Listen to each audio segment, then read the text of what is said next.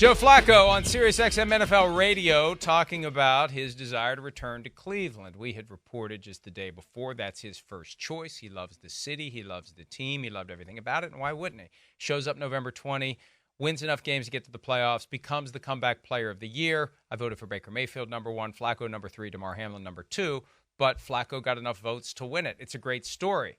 He wants to go back, all things being equal, which means if all the offers are the same, that's what I want to do. I don't know how much more he would take to go somewhere else. But remember, he's the one guy, and I'm sure this is unprecedented, Chris. He was the starting quarterback of the Browns, and he wasn't even on the team.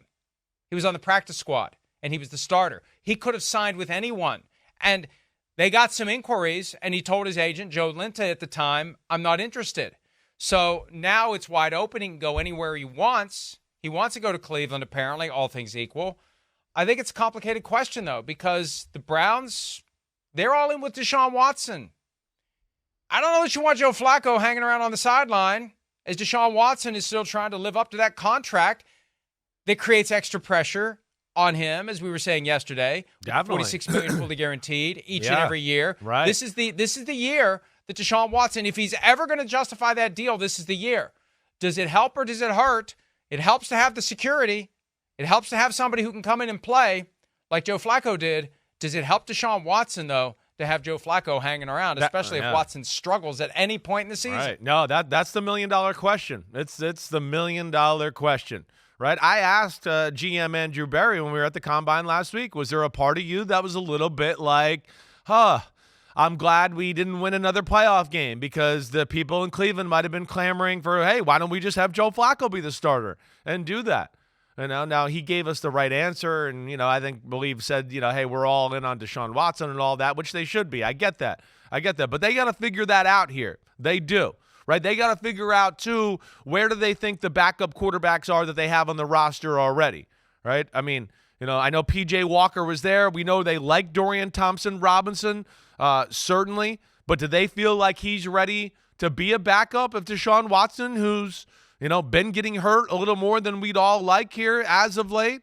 Do they trust him to take over a team that I think a lot of people look at and go, whoa, there's talent here. They have Super Bowl-ish type talent on the roster. They're a Super Bowl-ish type football team here. The defense is phenomenal. We know that. The offense, when it's healthy, it's pretty damn good too when you break down the roster.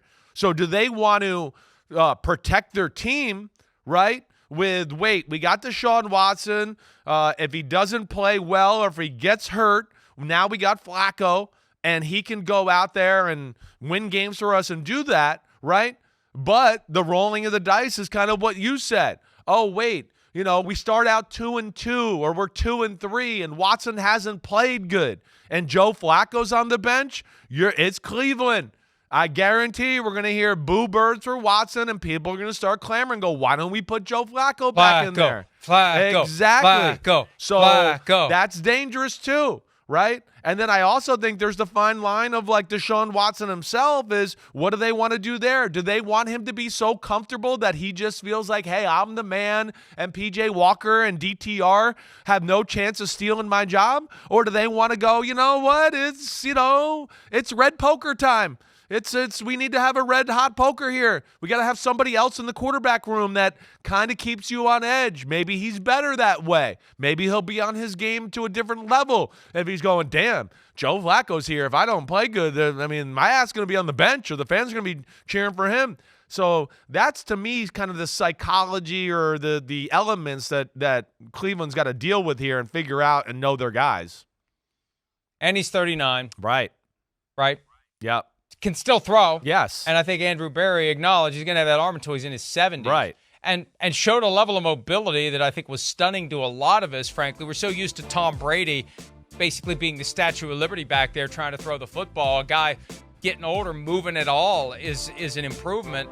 But, he was a turnover machine. We were concerned about that. It's one of the reasons why I picked the Texans to beat the Browns in the playoffs. That's why I was going, rein them in. Remember Devin McCourty kept making fun of me for saying that.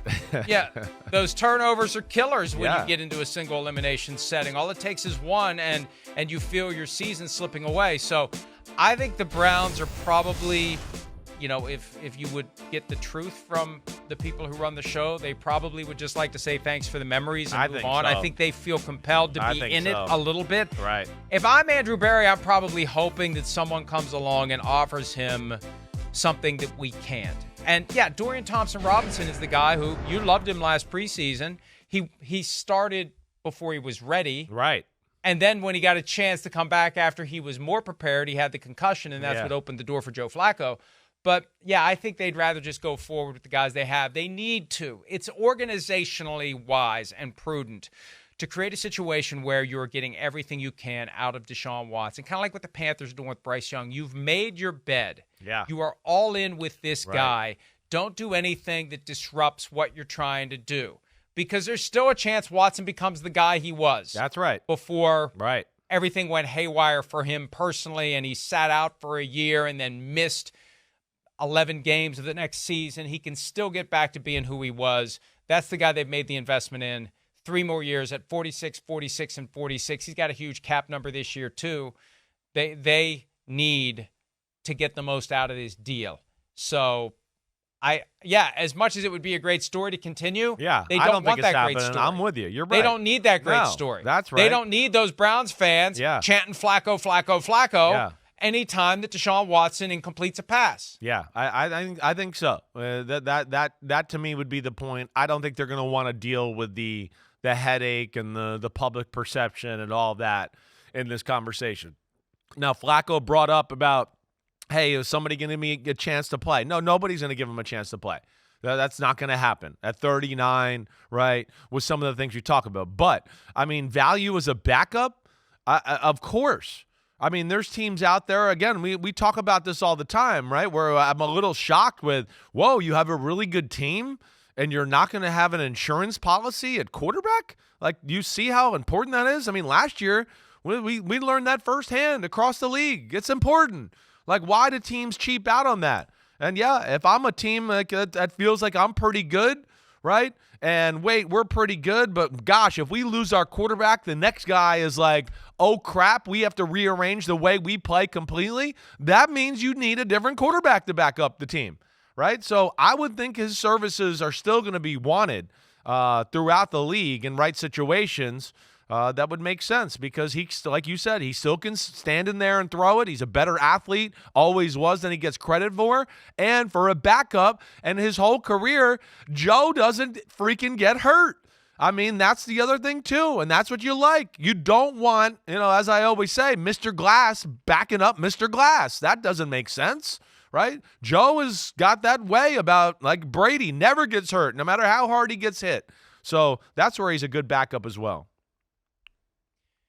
He loves football. Yeah. He wants to keep playing. He's the rare guy who was the highest paid player in football who is willing to hang around as long as he can because he loves the game. For some reason, he wasn't on a team until November 20 of last year. But I agree with you. It's not like somebody is going to say, here's the starting job or go compete to be the starter. The absolute best thing he can hope for is to be the short-term Band-Aid while a team figures out who it's going to draft in round 1. But even then, it's hard to I don't think he's even that excited exactly about Joe Flacco right. coming to town. That's right. Because that's part of it too, folks. It's not just X's and O's and who's going to help win games. This is the time of year where people are deciding whether to renew season tickets.